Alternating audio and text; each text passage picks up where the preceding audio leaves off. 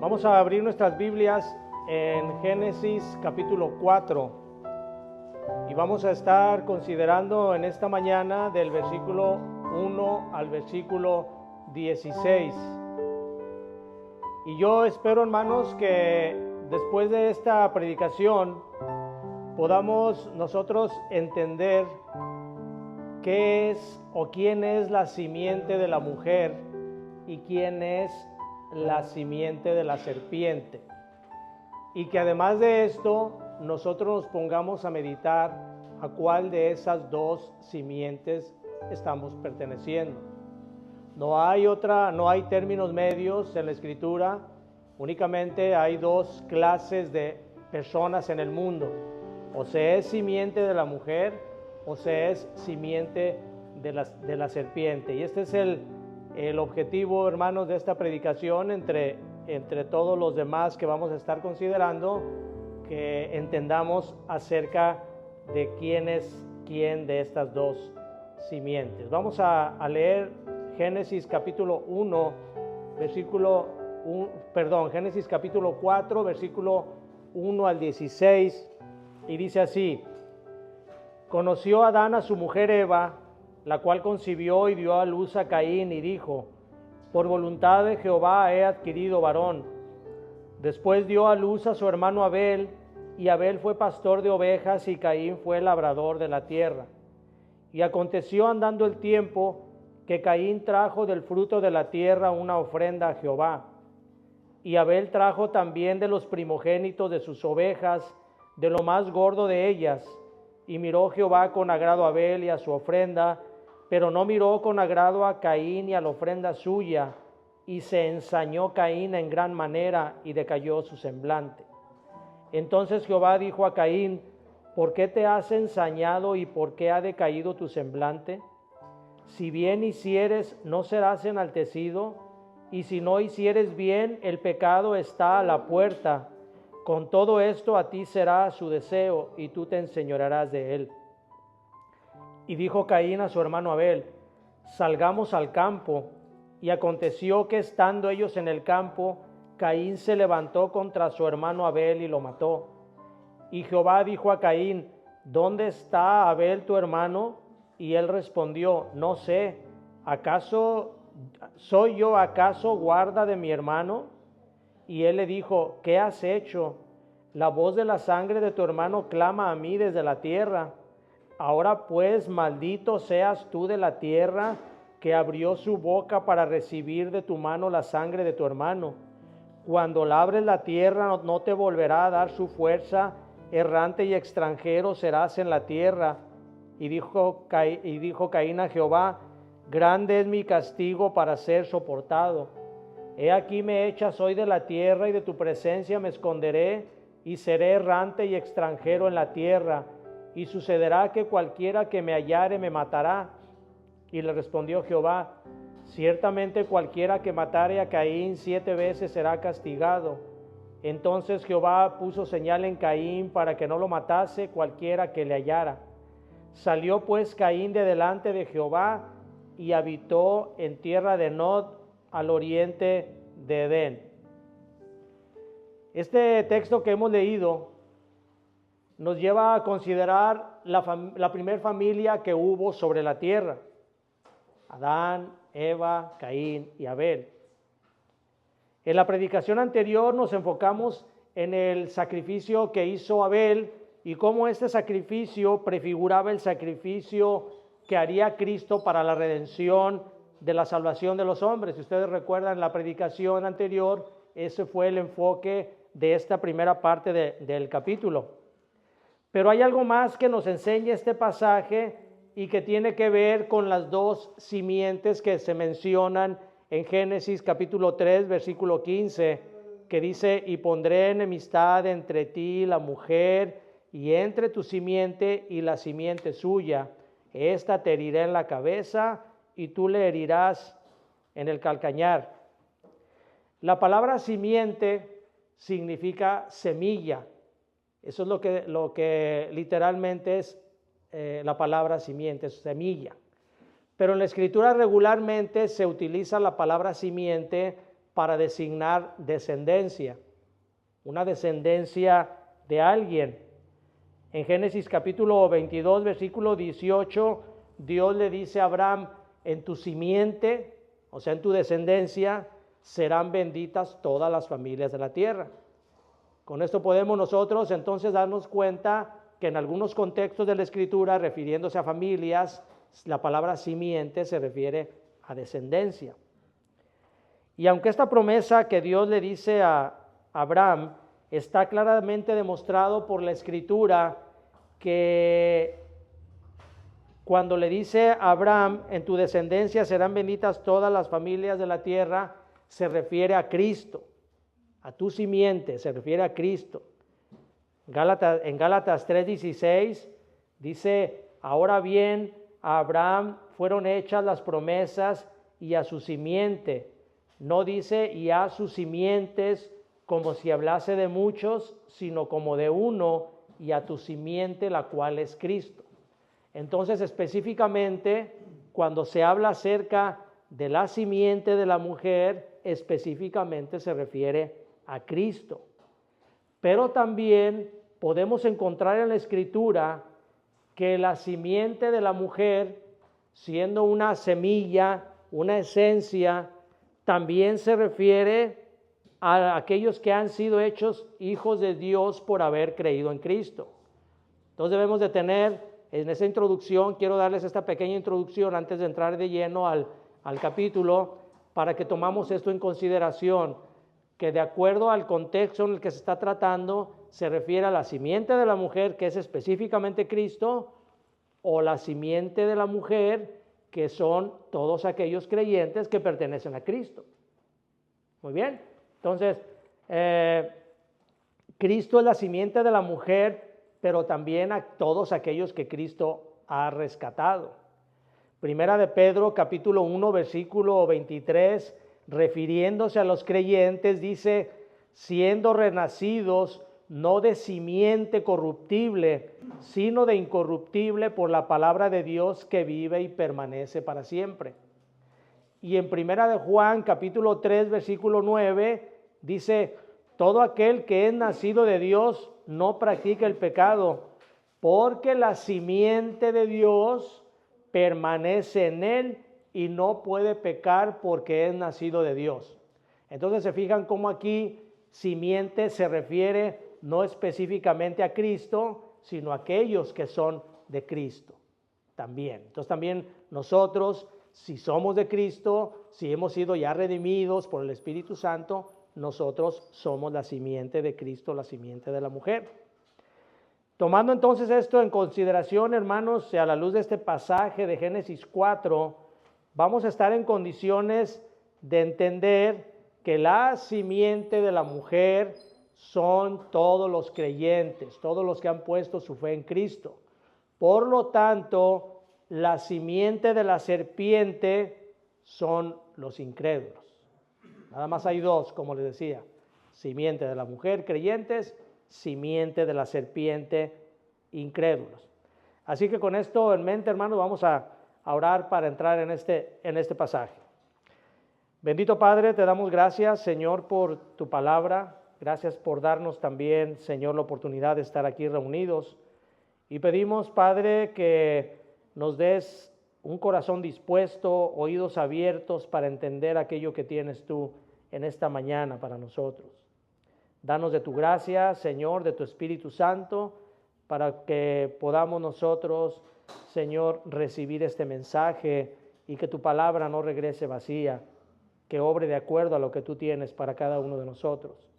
Te lo pedimos en el bendito nombre de nuestro Señor y Salvador Jesucristo. Amén. Si nos damos cuenta en este relato, hermanos, podemos fácilmente percibir que el relato no se centra en el carácter de Abel, sino en el carácter de Caín. De Abel únicamente se menciona que Dios se agradó de su sacrificio y se agradó de él, pero no nos habla más acerca del carácter de Abel. Y la razón de esto es porque Dios quiere enfatizar la gravedad del pecado en el hombre. Esa es como veíamos en la confesión, en el estudio de la confesión. Eso es lo primordial que nosotros debemos de ver y por qué Dios nos recalca tanto, porque Dios quiere hacernos ver que nosotros estamos en camino de destrucción. Si estamos en el pecado, nosotros estamos destruyéndonos. Y por eso es por lo que Dios nos da la buena noticia del Evangelio. Por eso en este pasaje, más que enfocarse Dios en el carácter de Abel, se enfoca en Caín, en todo lo que hace Caín, porque esa es lo que quiere el Señor darnos a entender, enfatizar la gravedad del pecado en el hombre. De Caín nos habla desde el versículo 5, diciéndonos que Dios no lo miró con agrado ni a él ni su ofrenda. Y esto causó en Caín un odio hacia Dios. Pero como Caín no podía desquitar su odio hacia Dios, entonces se va a desquitar con su hermano, aquellos que pertenecen a Dios. Y en esto, hermanos, podemos ver la imagen de Caín en cada uno de nosotros cuando no hemos sido transformados por la gracia de Dios. Es la imagen de Caín y no es exagerar, hermanos, porque el hombre carnal siempre vive buscando la maldad, buscando la envidia, odiando a Dios y odiándose unos a otros. Aunque se oiga fuerte todo esto, pero es lo que así pasa con una persona que aún no ha sido redimida por el Espíritu Santo. Tiene la imagen de Caín implantada. Nosotros, como dice el apóstol Pablo, y eso eran algunos de ustedes, y es cierto, hermanos, nosotros antes de venir a Cristo teníamos implantada la imagen de Caín en nosotros. Caín estaba molesto con Dios por el desagrado con que había visto el sacrificio de Abel, por la actitud que había presentado Dios ante Abel, y entonces Caín tiene un odio, tiene un recelo hacia todo eso. Y es a tal grado la irritación de Caín, que dice la Escritura que decayó su semblante. Y esto de decaer el semblante no se refiere, el semblante es la manera en que nosotros reflejamos lo que sentimos, es nuestro semblante. Cuando una persona está muy contenta trae un semblante alegre. Pero cuando se refiere a que decayó su semblante, no se refiere a que estaba triste, estaba acongojado, como regularmente nosotros lo entendemos. Vemos una persona que está caída, decimos, decayó su semblante, pero no. La palabra decaer su semblante se refiere a que tenía una furia incontenible, reflejaba odio. Caín reflejaba odio por lo que estaba pasando. ¿Han visto ustedes alguna persona con un semblante decaído, como dice la Escritura? Cómo sus ojos parece como si aventaran llamas de fuego, se endurece sus facciones y causa miedo. Causa miedo, un semblante de esa manera causa lleno. Esa era la expresión de Caín. El semblante decaído de Caín era un semblante de odio hacia Dios. Pero como él no podía expresar o no podía desquitarse con Dios, como dijimos, entonces busca desquitar ese odio hacia su hermano. En lugar de haberse molestado Caín con Dios, lo que debió de haber hecho es molestarse con él mismo por su hipocresía y por su infidelidad a Dios, a todas las bendiciones que estaba recibiendo de parte de Dios. Pero los hombres impíos, los hombres incrédulos, buscan sus propios males y luego le echan la culpa a Dios. Eso es lo que sucede con un incrédulo. Un incrédulo anda en pecado, anda en cosas que no son agradables a Dios, recibe la paga por ese pecado y luego se enojan contra Dios. Proverbios 19:3 dice: la insensatez del hombre tuerce su camino y luego contra Jehová se irrita su corazón. Y eso es cierto, hermanos. ¿Cuántas personas vemos así de esa manera? A mí me sucedió algo hace poco. Una persona a la que yo tenía en alta estima, era una de hace mucho, conocido mío hace mucho, siempre le ha ido mal en la vida por causa de decisiones malas que ha tomado, y siempre le va mal.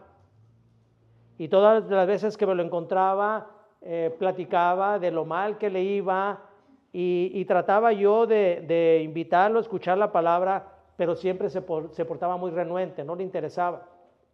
No quería que le hablara yo del Evangelio. Hace unos días me lo volví a encontrar y su semblante era el mismo, de inconformidad, no estaba a gusto con la vida, renegando de todas las cosas que le pasaban. Pero en esta ocasión, cuando yo comencé a hablarle de Dios, su semblante decayó, como dice la Escritura. Yo lo vi cómo se transformaba su semblante en algo de odio a tal grado que lanzó un insulto en contra de Dios. Ya no tan solo rechazó, sino lanzó un insulto en contra de Dios. Ustedes imaginarán cuál fue mi reacción. Lógicamente, pues me llenó de ira, no la demostré. Lo único que hice fue corté la conversación y lo despedí. No quería causarle más o provocarle a más que estuviera agravando más su pecado. Pero eso era lo que ocasionaba en él. No, como les digo, no expresé yo mi ira, porque el Señor nos manda a ser mansos, pero también nos manda a ser prudentes. Y llega un momento en que hablarles del Evangelio a estas personas se convierte para ellos en un pretexto para expresar su odio hacia Dios y hacia los hijos de Dios. Porque las personas no únicamente, como no pueden desquitarse con Dios, lo que hacen es desquitarse con los hijos de Dios.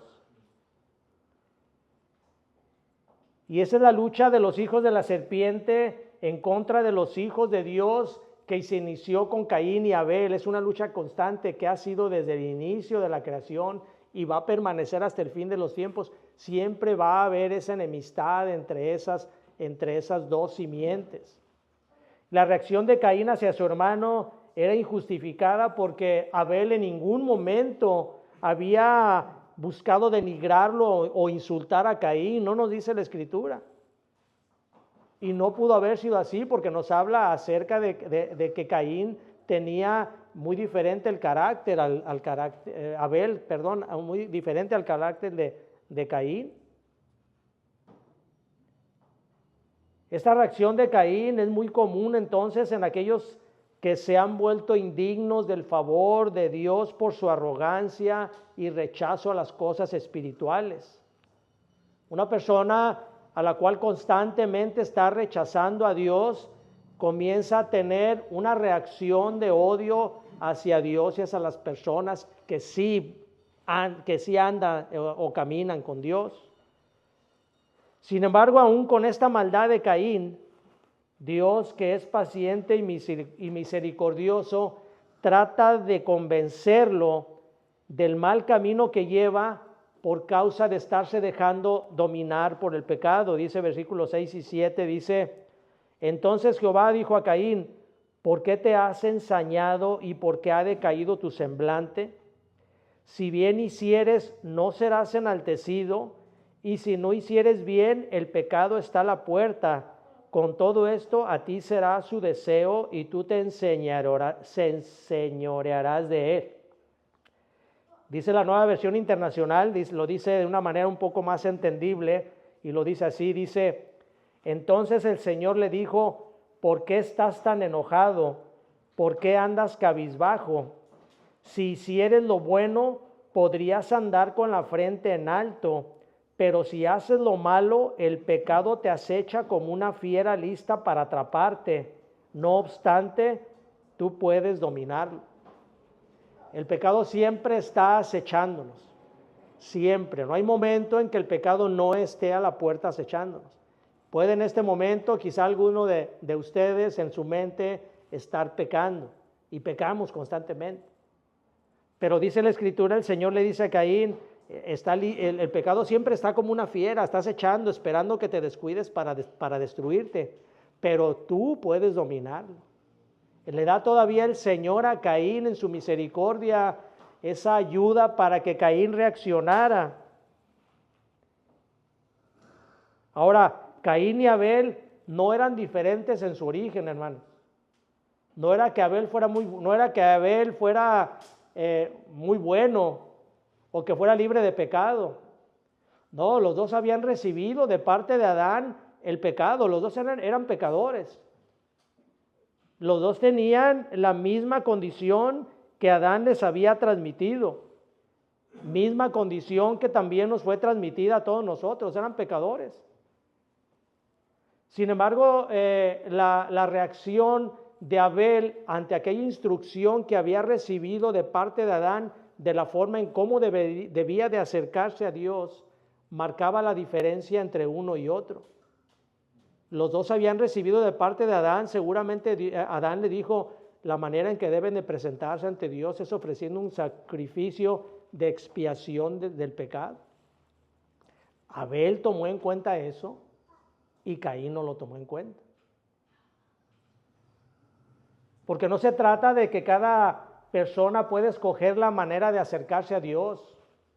Dios ya lo ha establecido en su palabra y la única manera en que puede alguien llegar a Dios es por medio de su Hijo Jesucristo y por nadie más. La manera en que debía haberse presentado Caín ante Dios era haciendo un sacrificio de sangre para la redención de su pecado, pero no lo hizo. La única manera en que una persona puede llegar a ser justificado por Dios es por medio de Jesucristo, no por lo que Él quiera hacer o por lo que Él crea que debe de hacerse. Y hay personas que se molestan cuando le dice si únicamente en Cristo hay salvación. Y se molestan creyéndose hacerse más buenos que Dios, más justos que Dios, y dicen, no, estás mal. ¿Cómo entonces las personas, los musulmanes o los que viven en otro país que no reciben de Cristo, cómo se van a salvar? Porque Dios así lo estableció. No te quieras tú hacer más bueno que Dios ni más misericordioso. Dios así lo tiene establecido. El mismo Señor Jesucristo dijo en Juan 14:6, yo soy el camino, la verdad y la vida. Nadie viene al Padre sino por mí, no hay otra opción. Hechos 4:12 dice, y en ningún otro hay salvación, porque no hay otro nombre debajo del cielo dado a los hombres en que podamos ser salvos. No hay nadie. Primera Timoteo 2:5 dice, porque hay un solo mediador entre Dios y los hombres, Jesucristo hombre. Así que cualquier otra forma de querer acercarse a Dios buscando otros mediadores, otro tipo de cosas, únicamente lo que es vanidad, idolatría, blasfemia, mentira, orgullo. Todo eso lo que hace, hermanos, es alejar a la gente de Cristo. Y todos aquellos que predican de esa manera, que promueven alguna otra salvación fuera de Cristo, son falsos maestros, porque no están llevando a las personas a los pies de Cristo, los están llevando a otro lugar. Una iglesia aquí en Tijuana, bueno, una comunidad cristiana, porque así se hacen llamar, no se llaman iglesias, una comunidad cristiana. Y qué bueno que no se llamen iglesia. Una comunidad cristiana de aquí de Tijuana está promocionando una conferencia y no es raro porque constantemente en las redes sociales sale mucho acerca de esta conferencia, pero me llamó mucho la atención el título de esta. Se llama Hombres Empoderados. Van a venir muchos predicadores muy conocidos en el ámbito de ellos, en el ámbito carismático, muy conocidos a nivel internacional, muy famosos, pero el título es Hombres Empoderados. Y esto del empoderamiento, lo que significa es autoconfianza y protagonismo. Eso es el empoderamiento. Cuando una asociación busca empoderarse, está diciendo, queremos nosotros ser protagonistas y queremos nosotros resaltar por nosotros mismos. Así que esta conferencia de hombres empoderados, lo único que está haciendo es apelar a su orgullo, a decir, nosotros por nosotros mismos nos vamos a valer. Y es lo que pasó en la Torre de Babel, hermanos. Que dijo, hagámonos un hombre, hagámonos nosotros podemos, nosotros podemos. Pero ¿qué es eso, hermanos? ¿Qué es ese tipo de conferencias en una iglesia que supuestamente son cristianas? ¿Dónde está Cristo? El orgullo del hombre siempre va a ser un estorbo para que Dios entre en los corazones. Dice la Escritura, Proverbios 16:18, que al orgullo le sigue la destrucción. Todo orgullo siempre va acompañado de destrucción.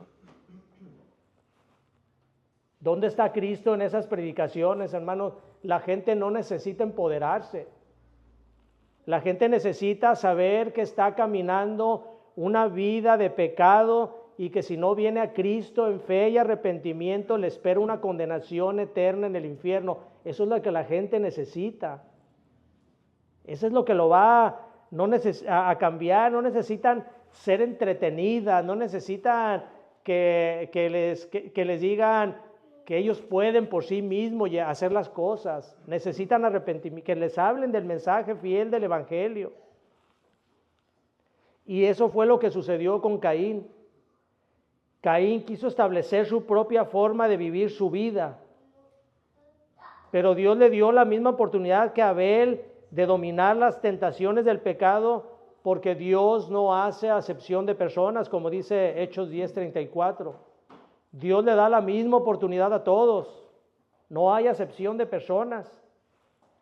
Todos recibimos. Usted, si está aquí y no ha recibido el mensaje del Evangelio, hoy lo está recibiendo. Hoy se está dando cuenta de que vive una vida de pecado, de destrucción, que únicamente Cristo lo va a salvar de esto. Si usted desprecia este mensaje, no puede llegar algún día ante el Señor y va a decir, es que yo nunca recibí eso. Usted no hay excusa, como dice la Escritura. Todos reciben la misma oportunidad, así como la recibió también Caín y Abel, pero Caín era obstinado y rebelde y no recibió esa oportunidad que Dios le estaba dando. Por el contrario, endureció más su corazón. Hebreos 3:15 dice, si oyes hoy su voz, no endurezcas tu corazón. Así que con ese odio que tenía hacia Dios, Caín planeó matar a su hermano y desquitarse de Dios. Dios le había dicho que el pecado estaba al acecho y Caín se dejó dominar por él.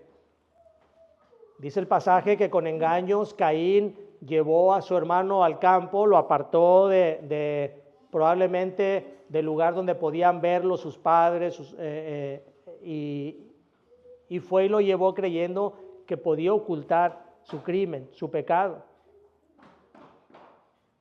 Y eso hacen, hermanos, aquellos que están pecando y piensan que Dios no los ve.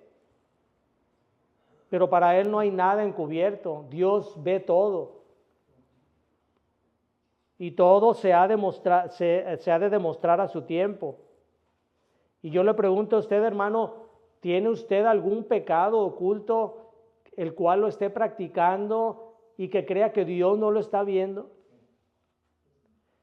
¿Tiene usted algo que diga, no pasa nada, que al cabo nadie me ve, pero Dios sí te ve? Dios sí te está viendo.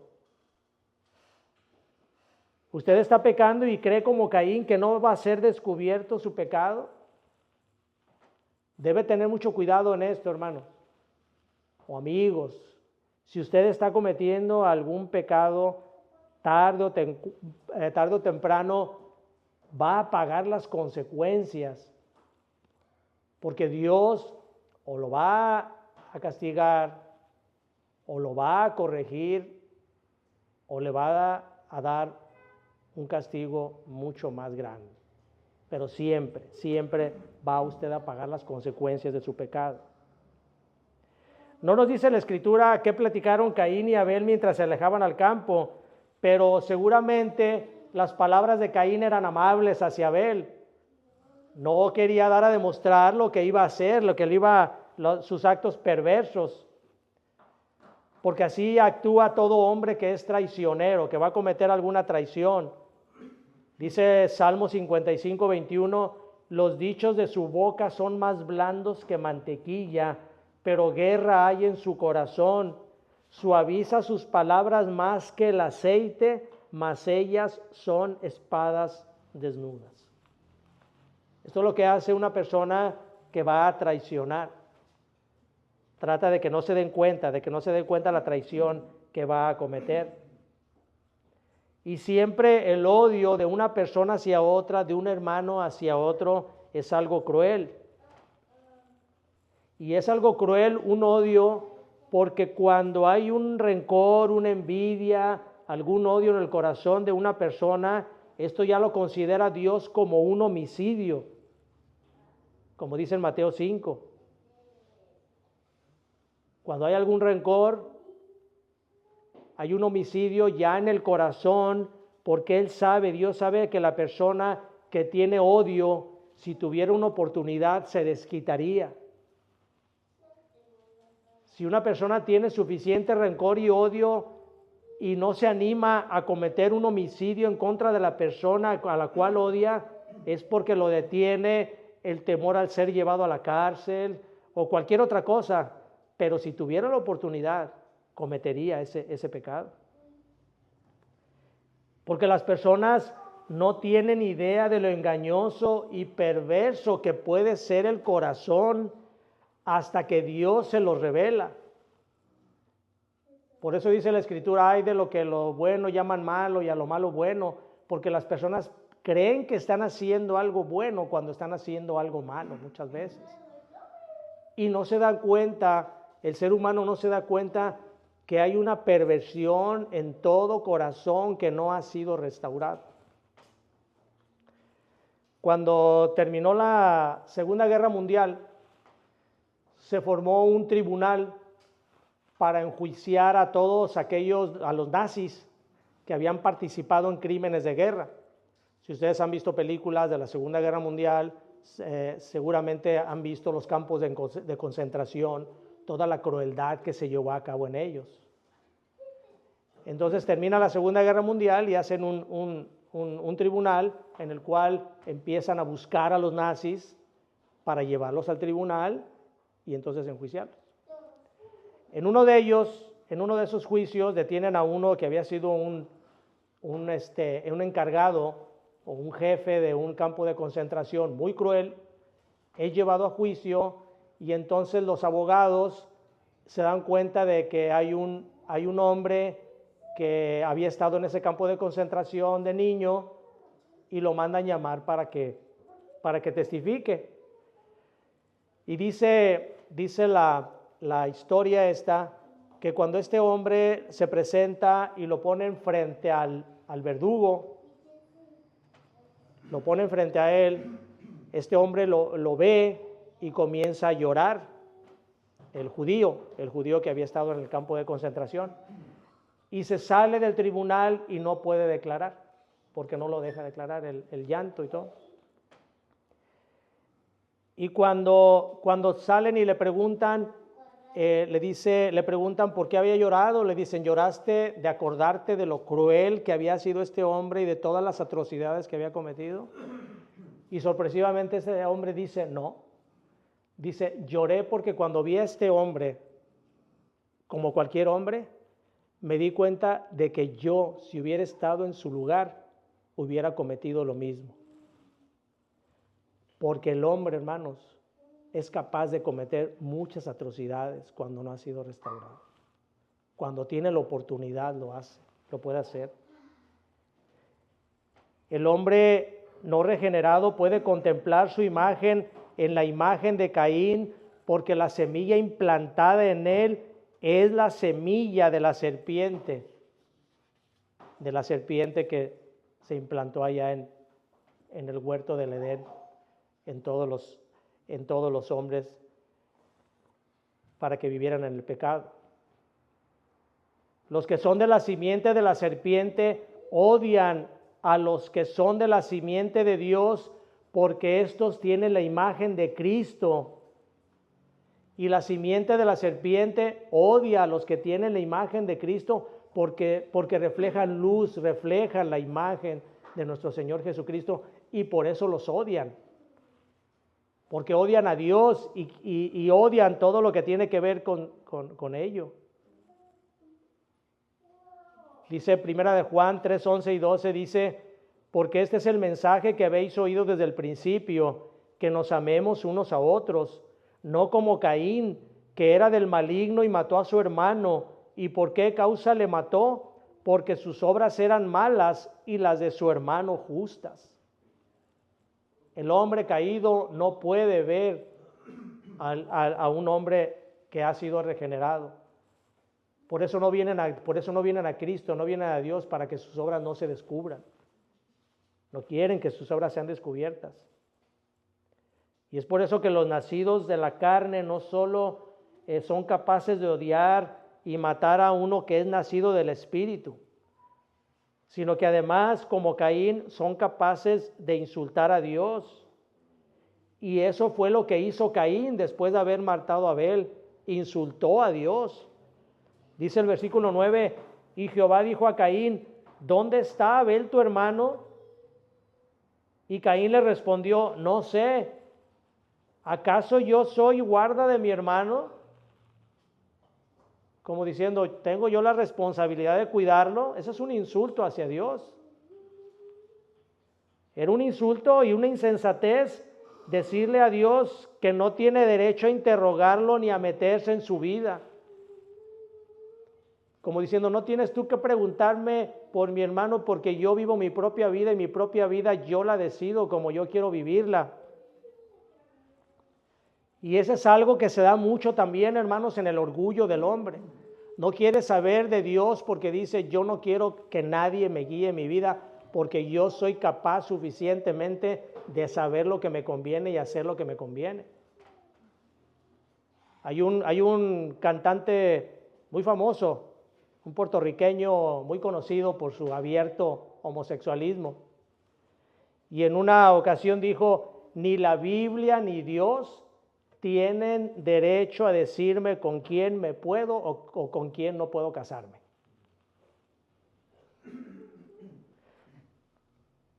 Sin embargo, Caín sí tenía la responsabilidad de ver por su hermano. Aparte de que era su hermano, hijo de su madre, su hermano menor, tenía responsabilidad de cuidarlo, de ver por él.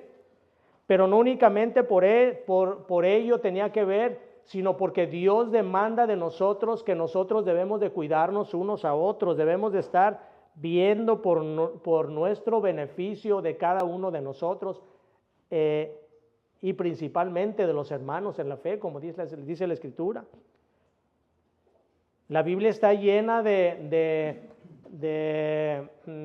lemas o de mandamientos donde nos habla a nosotros que debemos de amarnos unos a otros. El mandamiento: ama a tu prójimo como a ti mismo. Cristo también nos llama a tenernos amor unos por nosotros. Sin embargo, Caín creía que con ocultar el hecho que había cometido en contra de su hermano, nadie se daría cuenta de su pecado. Había olvidado que la omnisciencia, la omnipresencia de Dios es uno de sus atributos. Dios todo lo ve. Así que Dios le pregunta: ¿qué has hecho? La voz de la sangre de tu hermano clama a mí desde la tierra. Dios sabía del pecado que había cometido Abel. Le pregunta para darle la oportunidad de que Caín tuviera el arrepentimiento y se presentara ante Dios compungido por lo que había pasado. Sin embargo, no lo hace. El Señor le dice: la voz de la sangre de tu hermano clama a mí desde la tierra. Y cuando el Señor le dice acerca de la voz de la sangre de tu hermano clama a mí, no se refería únicamente a la sangre directamente de Abel, aquello que se había derramado. Se estaba refiriendo con esto a que Caín había privado a su hermano de tener toda una descendencia. Esa era la sangre de Abel. Abel no tuvo descendencia, porque Caín le había privado a Abel de tener descendencia de su propia sangre. Y esto es lo que sucede con aquellos que matan a otro ser humano. No solo lo están privando de su vida, sino también de tener descendencia. Algo en lo cual Dios lo toma como un pecado gravísimo, el privar a otros de descendencia. Y esto, hermanos, deben de tomarse también en cuenta, no únicamente como las personas que ya vemos, personas que ya crecen, personas que caminan. Debemos verlo también aquí como aquellas personas que abortan a sus hijos y aquellas personas que ayudan y que promueven el aborto.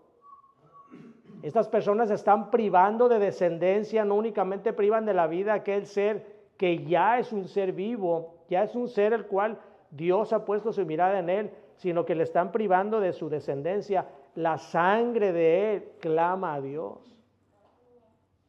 ¿Por qué no hay temor de estas personas de hacer eso? De las madres que matan a sus hijos o de las personas que promueven todo eso. No hay temor de Dios, hermano. Todo pecado tiene una voz que clama poderosamente y que llega hasta el trono de Dios y pide venganza de aquellos que lo han cometido. La voz del pecado siempre llega, clama poderosamente ante Dios. Y hay ocasiones en que la misericordia y la libre elección de Dios ablanda los corazones de estas personas, de estos pecadores, para que lleguen a clamar y pidan perdón humillados a los pies de Cristo. Hay quienes sí cometen un pecado de cualquier clase y van humillados ante Dios y le piden perdón, y Dios tiene misericordia y los rescata de la condición miserable en la cual viven.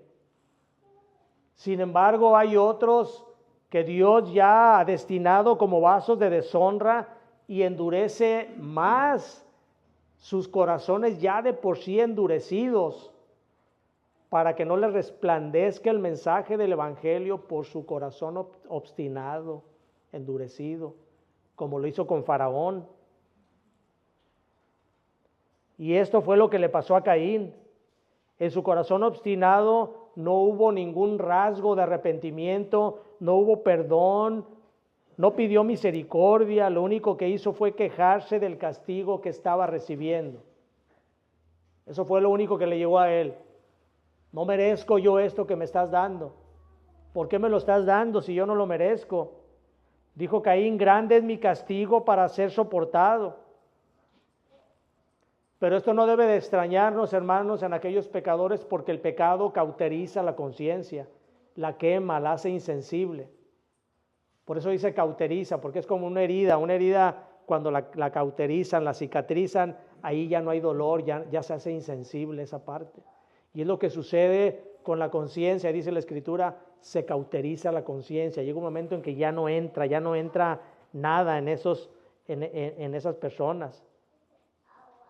Cuanto más malvados son los pecados que cometen los hombres, más se rebelan en contra de Dios, en contra de la autoridad que ejerce el castigo sobre ellos. Incluso estos hombres que han sido condenados están bajo la ira de Dios, tienen tanta furia hacia Dios que blasfeman su nombre y no se arrepienten. Dice Apocalipsis 16, 9 al 11, dice, el cuarto ángel derramó su copa sobre el sol, al cual fue dado quemar a los hombres con fuego. Y los hombres se quemaron con el gran calor y blasfemaron el nombre de Dios, que tiene poder sobre estas plagas, y no se arrepintieron para darle gloria. El quinto ángel derramó su copa sobre el trono de la bestia y su reino se cubrió de tinieblas y mordían de dolor sus lenguas y blasfemaron contra el Dios del cielo por sus dolores y por sus úlceras y no se arrepintieron de sus obras. Esto es lo que pasa, hermanos, con aquellos que pecan y se va endureciendo más su corazón. Y cuando llega el castigo, como llegó sobre estos malvados, en lugar de arrepentirse, muerden sus lenguas, blasfeman el nombre de Dios, pero no se arrepienten de sus pecados, porque su corazón está endurecido. El pecado va endureciendo los corazones.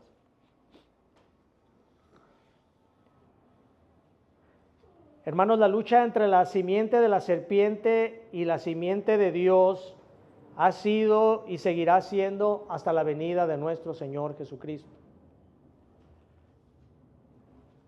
La Escritura nos dice que vamos a pasar nosotros persecución por parte de esa simiente, de la simiente de la serpiente. Dice 2 Timoteo 3:12, y también todos los que quieren vivir piadosamente en Cristo Jesús padecerán persecución. Dios no nos ha dicho a nosotros que vamos a tener una vida libre de persecuciones.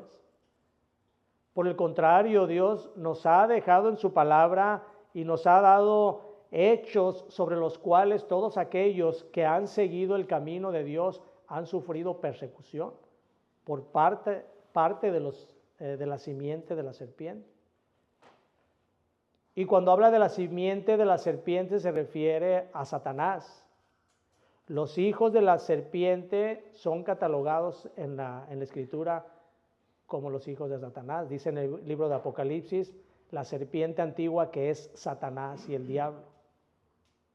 Así que nosotros, hermanos, debemos preguntarnos en qué lugar nos encontramos, si nosotros somos simiente de la serpiente o simiente de la mujer, si pertenecemos a Cristo o pertenecemos a Satanás. No hay intermedios. Los perseguidores van por el camino de Caín, como dice Judas versículo 11. Pero nosotros debemos de permanecer firmes en la vocación a la cual se nos ha llamado. Tenemos nosotros, hermanos, que caminar y no únicamente debemos estar velando por nuestras almas, sino también por las almas de nuestros hermanos.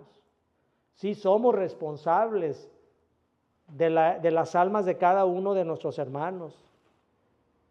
Nosotros no debemos de hacer como Caín, ¿acaso soy guarda de mi hermano? Debemos de contestar nosotros, sí, Señor, yo sí soy guarda de mi hermano. Y tenemos que estar velando unos por otros de nuestras almas. Ver que nuestros hermanos que se estén desviando, caminando por caminos equivocados, estarlos trayendo. Es nuestra responsabilidad, hermanos. Sí somos guarda de nuestros hermanos. Porque aquel que no ve por su hermano tiene la misma simiente de Caín, que es la simiente de la serpiente. Dice Filipenses 2:4, dice, no mirando cada uno por lo suyo propio, sino cada cual también por lo de los otros. Cristo es la simiente de la mujer prometida en el Evangelio, que vendría a rescatarnos del camino del pecado y que vendría a rescatarnos de la simiente de la serpiente. Y la pregunta es, hermanos, nuevamente, ¿está usted realmente seguro que pertenece a la simiente de la mujer, que es Cristo? ¿O está viviendo una vida de pecado, engañándose a usted mismo, siendo usted simiente de la serpiente? Pero hay una buena noticia, y es la buena noticia del Evangelio. Cristo ya pagó por nosotros, por el precio del pecado que nosotros merecíamos. Ahora, en vez de que usted ande buscando la manera en cómo llegar a Dios, Dios ya se le está ofreciendo, le dice, Cristo es el único camino. Si usted, hermano, está caminando, amigo, está caminando en pecado, acérquese a Cristo, venga a Cristo. Cristo lo está esperando. Cristo lo espera, no desecha a Él a nadie. Le está dando la oportunidad de que venga a Él en arrepentimiento y en fe, para que en el momento en que usted se presente en aquel juicio que va a haber para todo ser humano, usted no sea rechazado y no sea enviado al infierno junto con todos los que están a la izquierda de Dios. Que usted tenga la plena certeza de que cuando usted llegue a la presencia de Dios, usted va a reinar con Cristo por toda la eternidad, para su gloria y para su honra. Vamos a orar, hermanos. Padre, te damos gracias, Señor, por esta palabra que nos has dado.